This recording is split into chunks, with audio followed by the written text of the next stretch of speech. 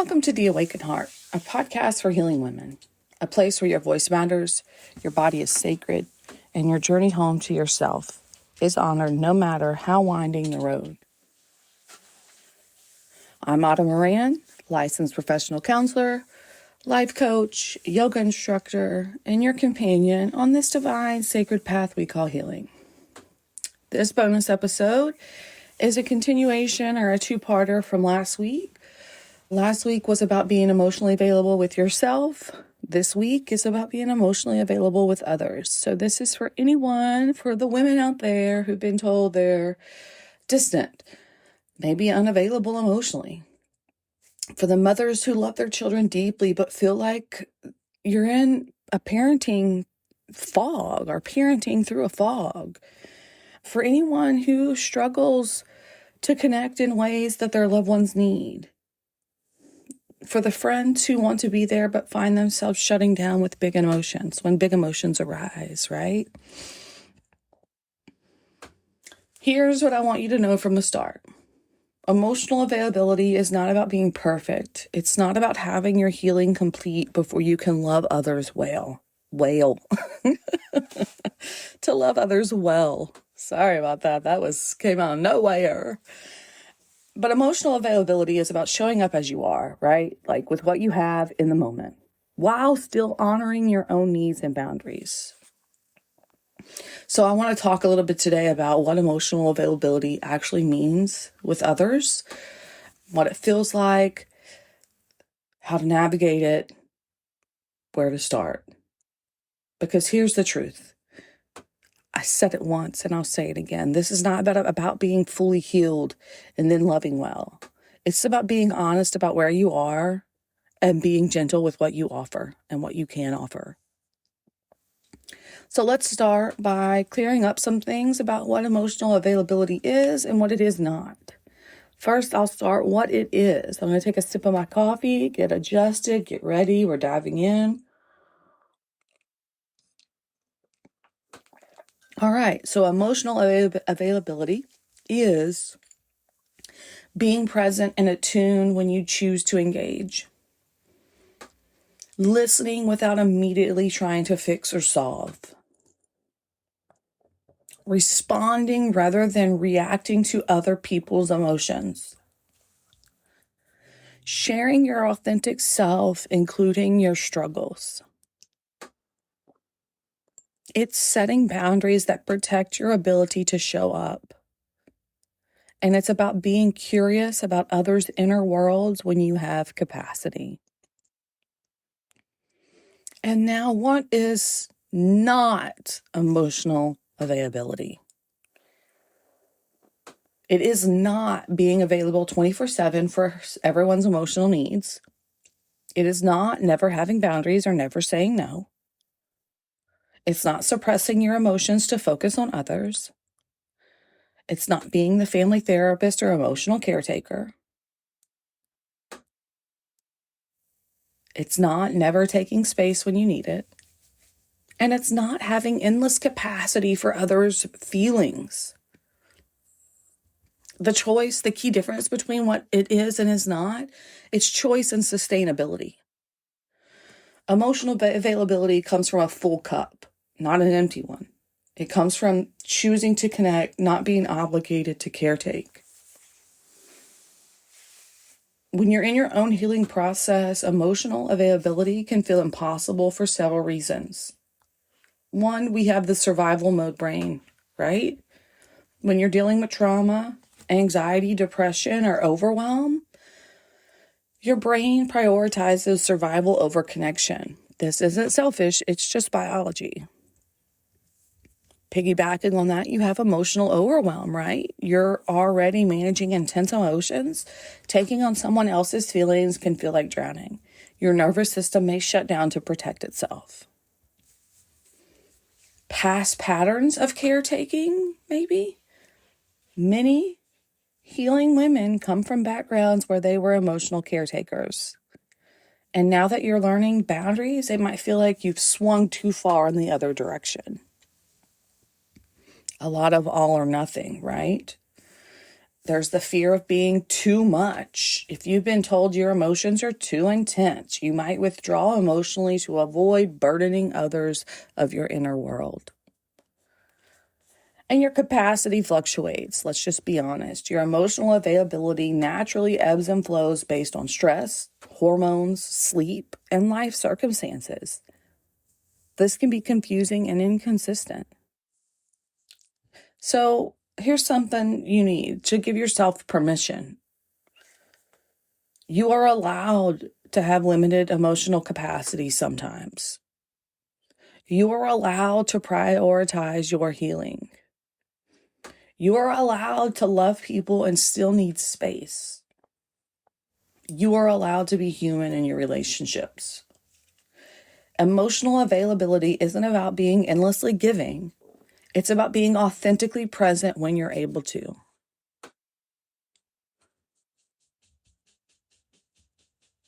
One of the biggest obstacles to healthy emotional availability is confusing connection with caretaking. So this is what emotional caretaking looks like.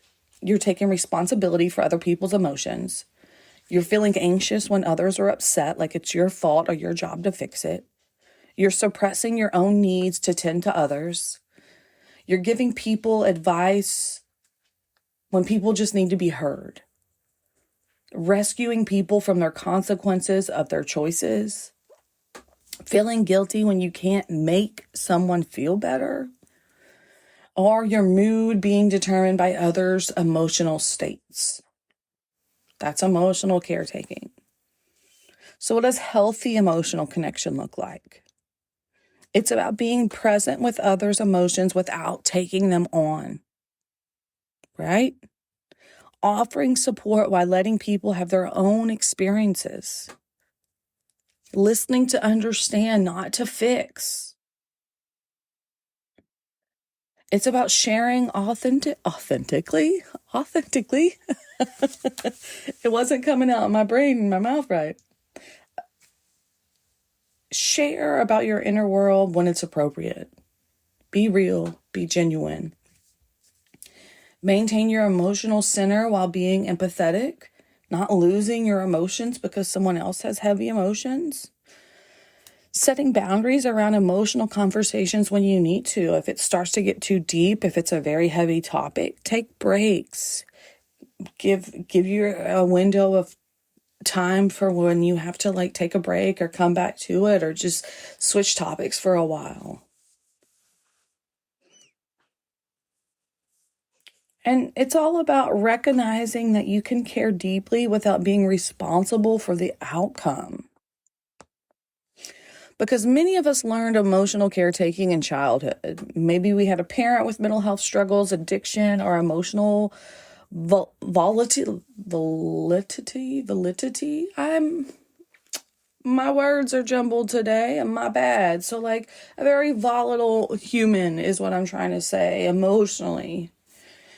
Unpredictable emotions where you had to kind of read the room and make sure that that person was okay.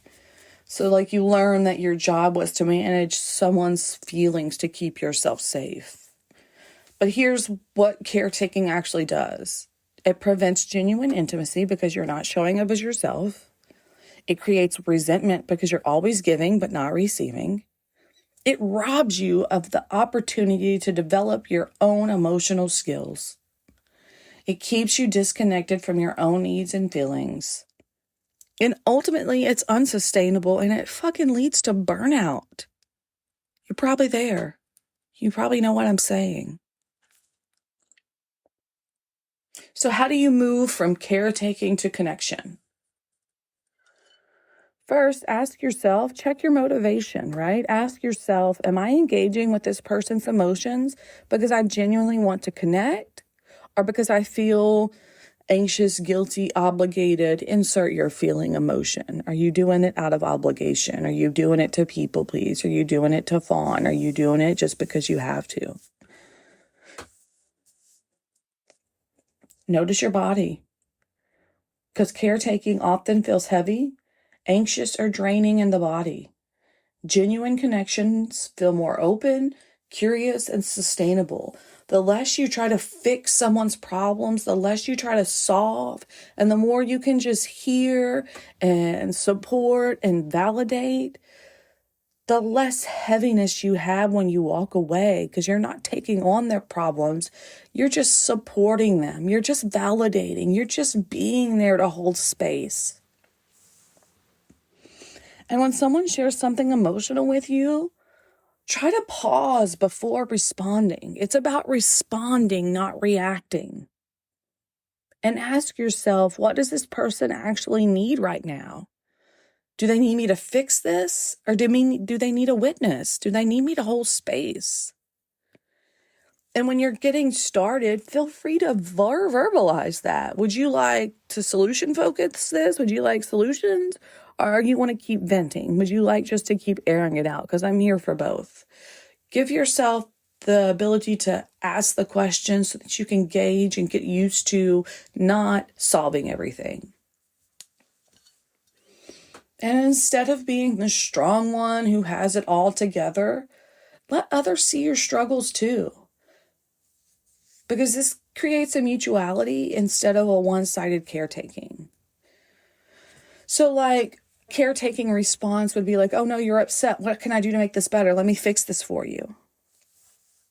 A connected response can be, I can see this is really hard for you. Do you want to talk about it or do you need some space? I'm here either way.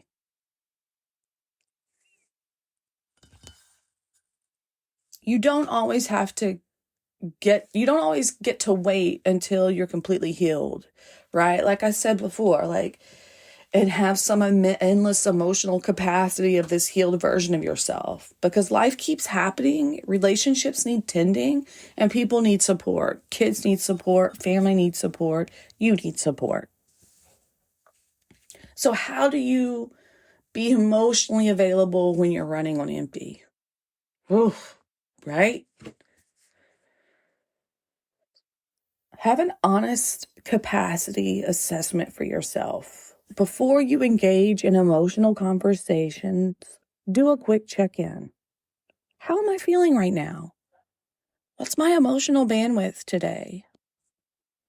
What do I have to offer and what do I need to protect? Then communicate that honestly.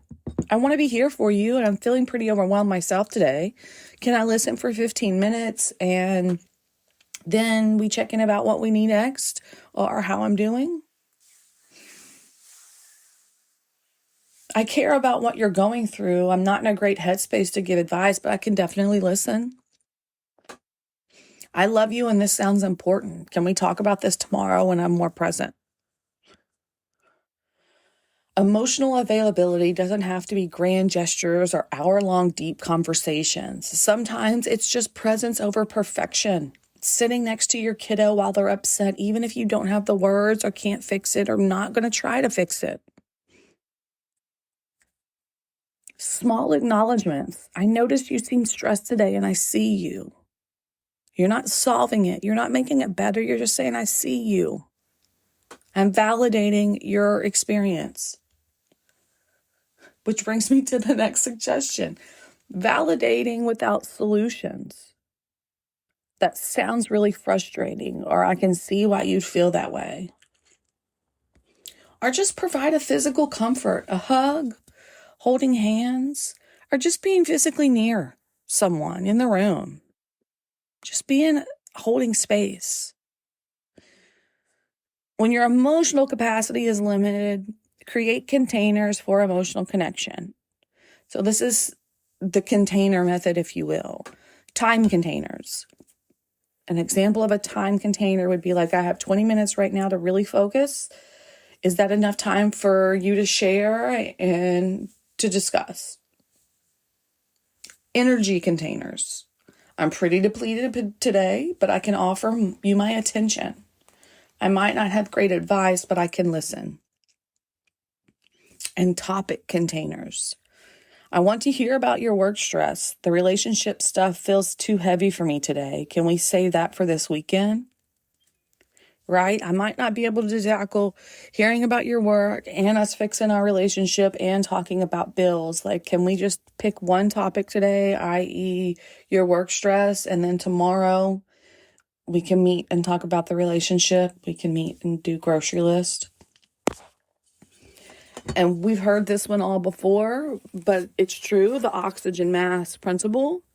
You know how airplanes tell you to put your oxygen mask on first? The same thing applies to emotional availability. Meeting your basic needs first isn't selfish. It's necessary for sustainable connection.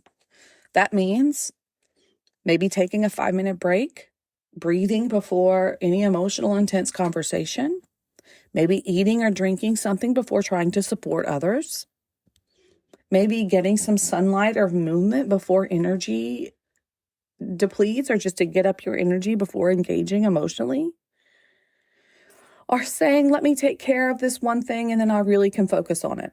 Focus on the conversation, focus on you.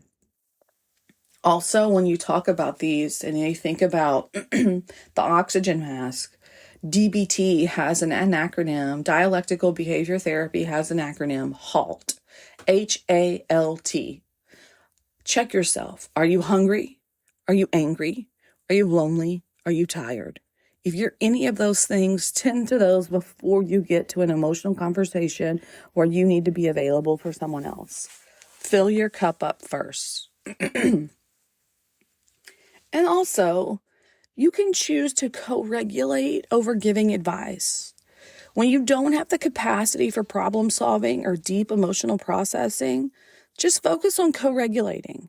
Match their emotional tone. Don't try to cheer them up. Just be present with where they are at. Breathe consciously. Your calm nervous system can help regulate their nervous system. Deep, slow breaths. Speak slowly and gently. Offer physical comfort if appropriate and welcome. And reflect back. It sounds like you're really feeling overwhelmed. You're not solving it. You're not giving them a solution. You're just saying, hey, I see you. It sounds very overwhelming. This helps them feel heard, feel understood. And most of the time, that's what we want, is to be heard and understood. We know the solution. We know what we got to do. We're just going through it and need a listening ear, a supportive ear, right?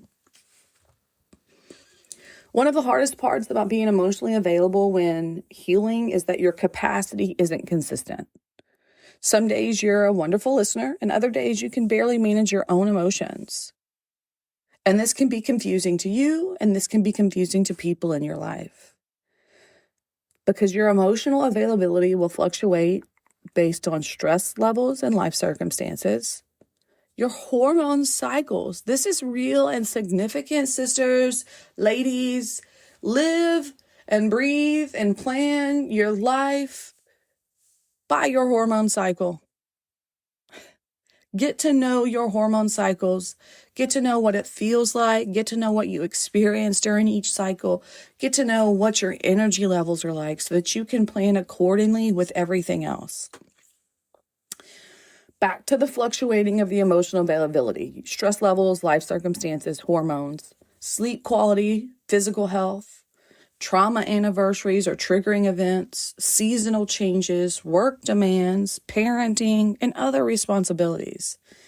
This is normal and human. It's not a character flaw. It's just the ebb and flow of having capacity. And each and every day, meet yourself where you're at. If something arises that's too big, too much, take a break, self-soothe, fill your cup, get back in it, or reschedule it for another time when you will be able to have the conversation, to be supportive. But we have a job to communicate with others. Let's educate our people. Help your loved ones understand that your emotional availability isn't about how much you love them. It's about your current capacity. Just like we check weather before planning our outdoor activities, you can give your family and friends a sense of your emotional weather. I'm having a low capacity day today. My emotional weather is stormy. I need some space to regulate. I'm feeling more available today if anyone needs to talk to me. Have go-to phrases ready for when you need to set boundaries. Hey, I love you, and I'm not emotionally available for this conversation right now. Hey, this is important to you, and I want to give it proper attention when I'm more present. I can see you're hurting, but I'm not in the space right now to help.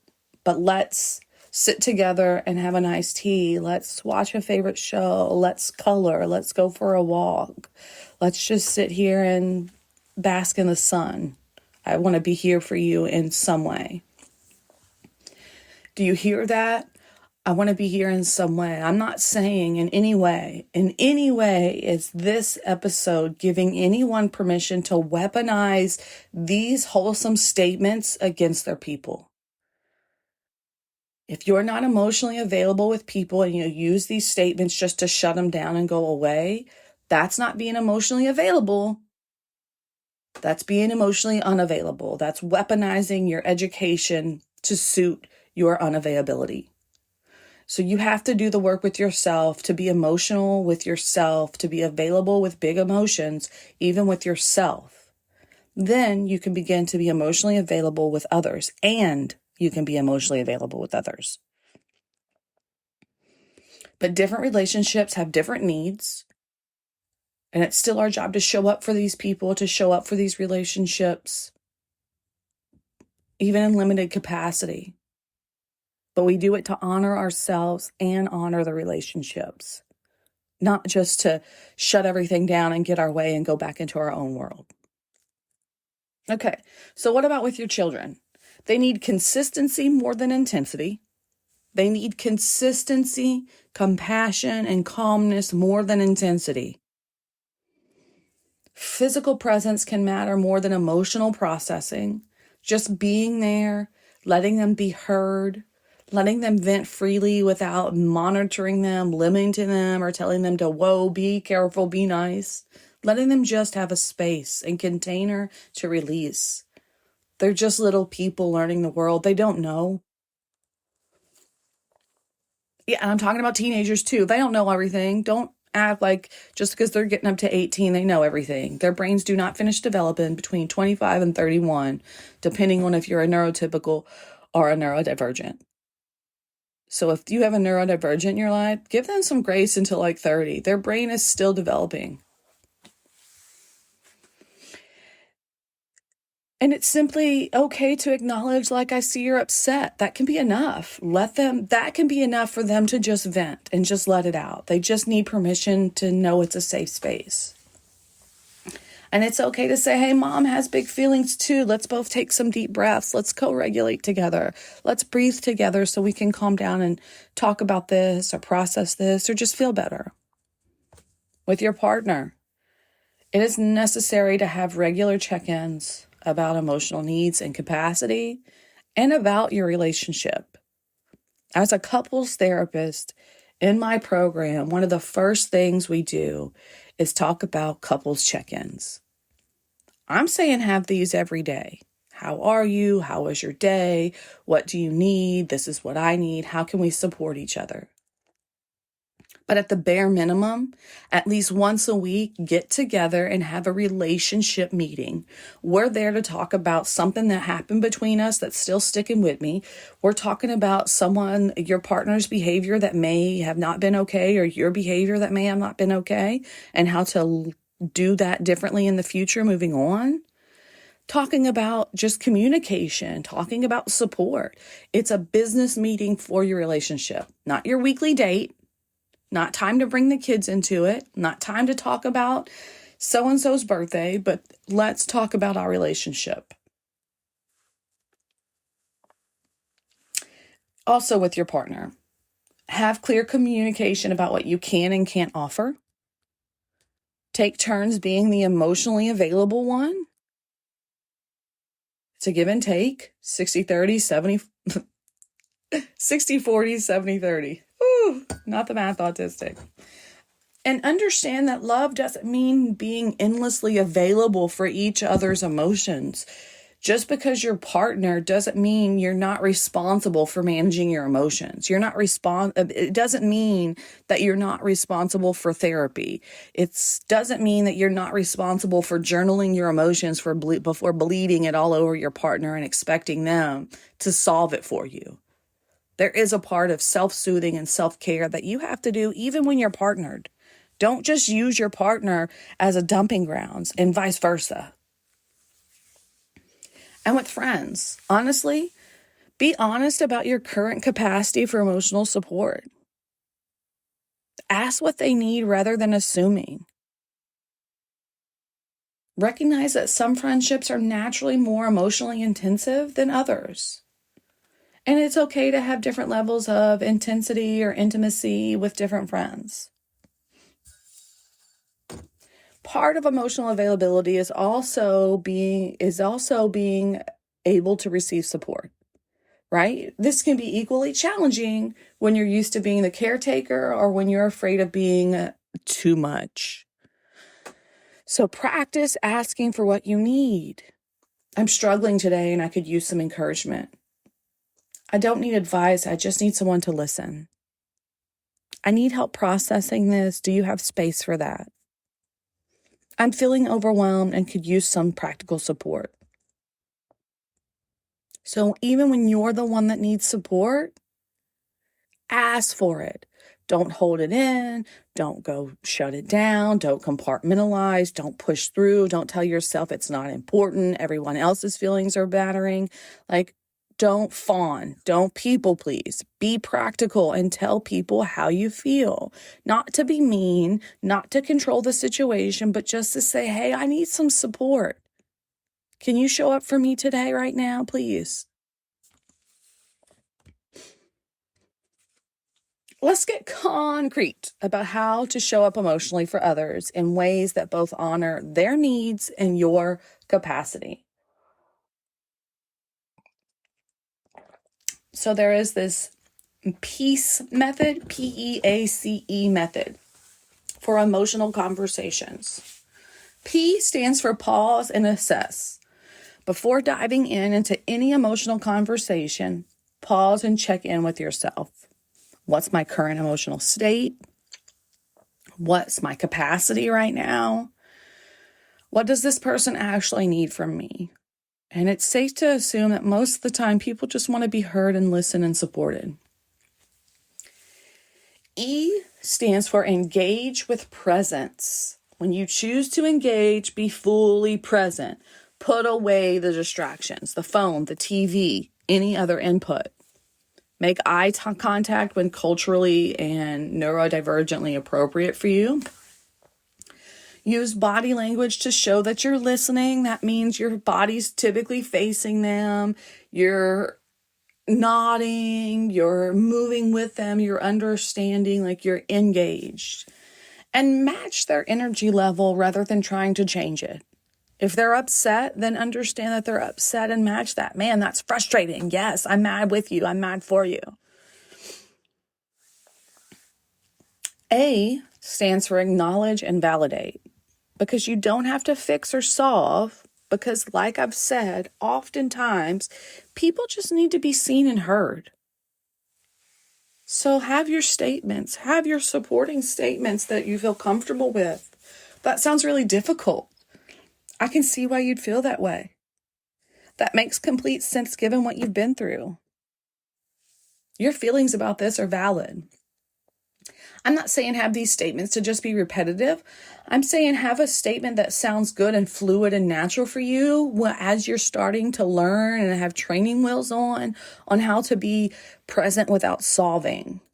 It's okay to have a toolbox until it becomes natural. C stands for clarify needs. Instead of assuming what someone needs, ask, do you need advice or are you venting? What would feel most supportive to you right now? How can I best show up for you in this?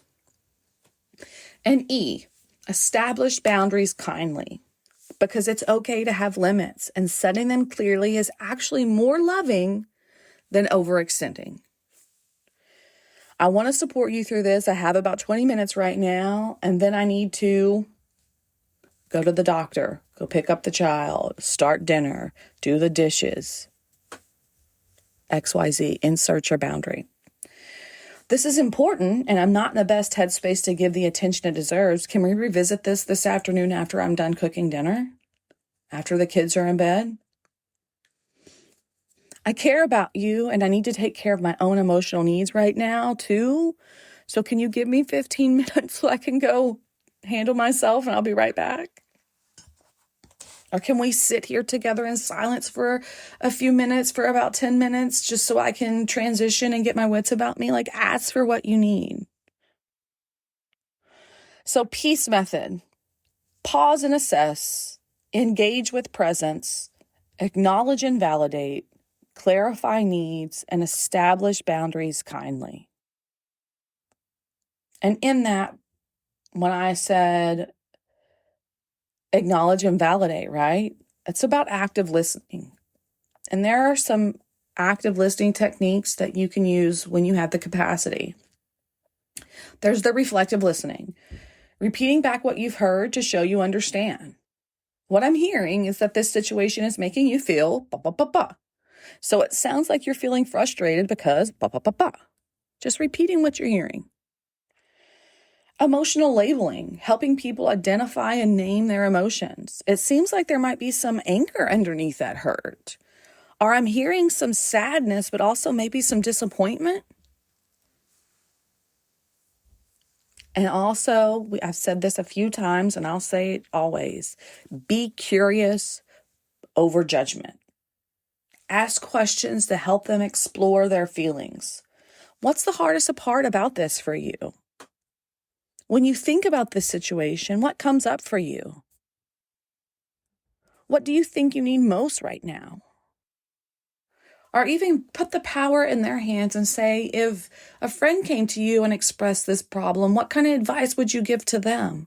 What would you tell them to do in this situation? And when you're emotionally depleted and you still want to connect, hello, I hear you, neurodivergent, or just women, we want to connect, we want to be there, but we're also fucking human. So sometimes physical presence is just what they need, is enough. Sitting next to someone while they cry, offering a hug or holding hands, doing a parallel activity, folding laundry while talking, doing the dishes together while talking, painting your toenails while talking, right? And you can have minimal but meaningful responses that you don't have to be elaborate when responding. You don't have to be earth-shattering or changing the world or just like shake their world up for them to see some aha moment. It can be simple. I'm here. That's hard. I see you. Take your time. Very simple statements. And provide practical support. When emotional support feels too much, offer practical help. I can't process with it. I can't process this with you right now, but I can make us some tea. Would you like a cup of coffee? Would it help if I picked up dinner tonight? Or I'm emotionally tapped out, but I can help with the kids so you can have some space.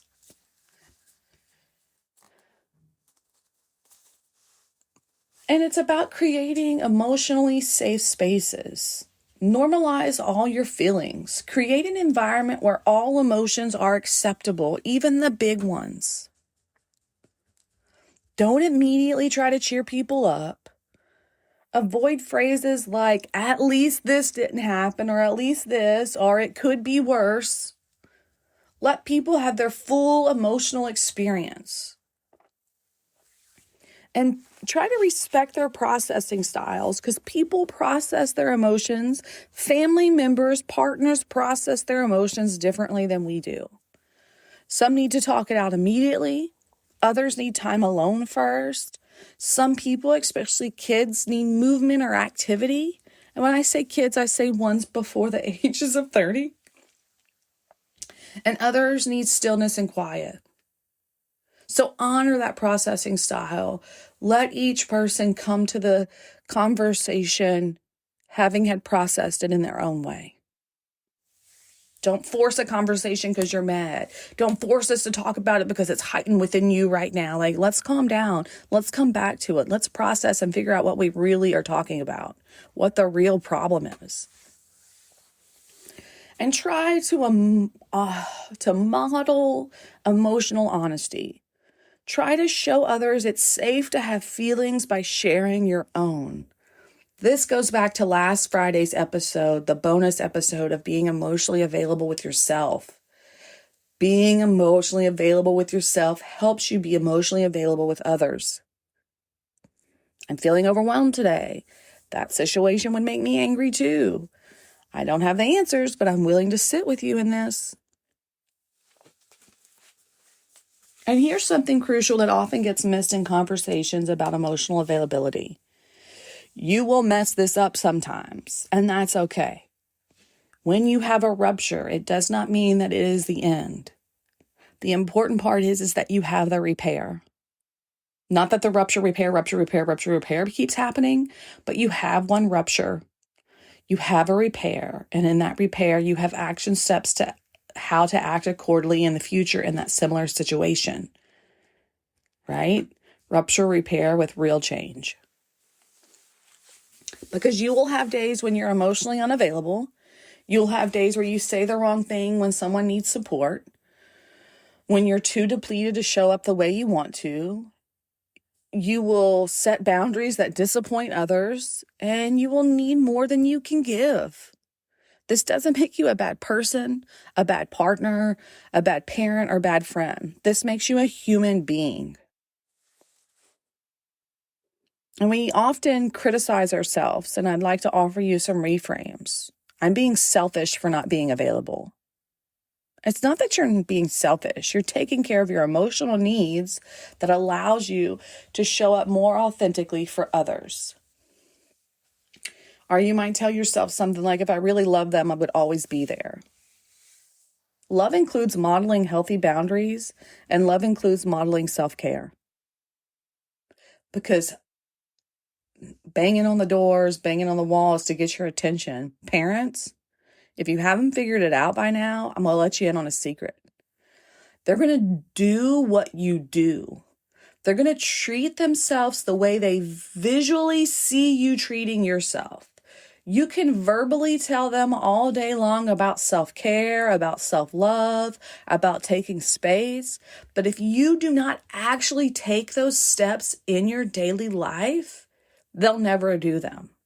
They're going to do what you do, not what you say. So if you live by a motto of do as I say, not as I do, take that in a big old ball, throw it into a big old garbage ball, and chuck that in the fuck it bucket. That is an old, outdated way of parenting that never benefited and never will benefit anyone. Do not be the person, do as I say, not as I do. You need to walk the walk and talk the talk when you've got people watching you. Sorry, tangent. You might tell yourself I'm letting everyone down by honoring myself. But the truth is you can't be everything to everyone, and that's not your job. Other people seem to handle this better than me. Well, maybe. But that's because everyone has different capacities and challenges, and you're doing your best with what you have. Or you can tell yourself, or you might tell yourself something like, I should be healed enough by now to show up better. Healing isn't linear, my dears, and I can love others, you can love others very well while still being in the process of healing. That's the truth. And the thing about emotional availability, there is a dialectical aspect to it, the both and dialectical aspect to it. You can love someone deeply and need space from them. You can care about someone's problems and not be able to help solve them. You could want to support them and prioritize your own needs. You can be emotionally available sometimes and unavailable at other times. These are not contradictions. They are the complex reality of being a human in a relationship with others. And when you've been emotionally unavailable in ways that hurt your relationship, it's about the repair. Acknowledge the impact. I notice I've been pretty withdrawn lately, and I imagine that's been hard for you. Take responsibility without over-explaining. I've been struggling with my own stuff and haven't been very present. That's on me. Share what you're working on. I'm learning how to take better care of my emotional needs so I can show up more consistently. And then ask for what you need. What would feel most helpful to you right now? How can I build this connection, right? This is what would be good for me. Weekly check-in would be good for me. 10, 20, 30 minutes between getting home and starting parenting. If we could take turns having some alone time before we jump in on parenting each day. Shared dinner making. If you could just make dinner on Tuesdays and Thursdays and I can just spend time with the kids and or do baths, right? Ask for what you need. So when there's rupture and you need to repair, acknowledge the impact, take responsibility without over-explaining, share what you're working on, and ask for what you need. But also ask for what they need, because this is about having a repair in a rupture. So this is what you need. Also, how can I help you? What do you need in this situation? Where have I not been present? What's going on? So as I wrap up, I want to remind you something important. Learning to be emotionally available while you're still healing is actually learning to love better, because you're learning to love from authenticity instead of obligation. You're learning to love from fullness instead of emptiness. And you're learning to love sustainably instead of burning out. This is revolutionary work, my dear, especially if you come from a family or a culture that has taught you that love means self-sacrifice, that caring means caretaking, that being a good person means always being available for someone else's needs. You're breaking those patterns. You're creating a new way of being in a relationship. And that's not easy work, because it requires disappointing people sometimes. It requires setting boundaries that feel uncomfortable. It requires trusting that real love can handle your humanity. And it requires learning that your worth isn't determined by how much you give. But here's what this new way of love creates: space for everyone to grow and heal. It creates modeling for others that they can have needs too. It creates a deeper intimacy because you're showing up as yourself. So this week, I encourage you to choose one relationship in your life and practice the peace method. Pause and assess your capacity before engaging emotionally. Engage with presence when you choose to connect. Acknowledge their emotions without trying to fix them. Clarify what they need rather than assuming. And establish boundaries kindly when you need to. You don't have to be perfect at this. You just have to be willing to keep learning, to keep trying. That's life. That's healing. You're not going to get this right off the bat. Even if you've paused and taken notes, it's still not going to be perfect. You're still going to fumble. You're learning to speak a new language. So please give yourself grace, give others grace, and give yourself and your environment time for this new norm. Keep at it. Don't not try it if it doesn't get received well the first time, or if you mess it up, or if there's a rupture. Just come back for the repair and keep trying. Here's some thought prompts for you. If you haven't had enough to write about and talk about today, here's some thought prompts. How do I want to show up in my relationships? Truly, how do you want to show up? Is it different from what you're currently doing? What would change if I trusted that love can handle my limits, my limitations? Yeah. Where am I confusing caretaking with caring?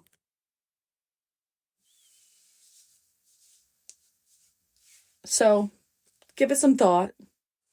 Ultimately, use the peace method. And just be real with yourself, be real with others. Don't be afraid to ask for what you need.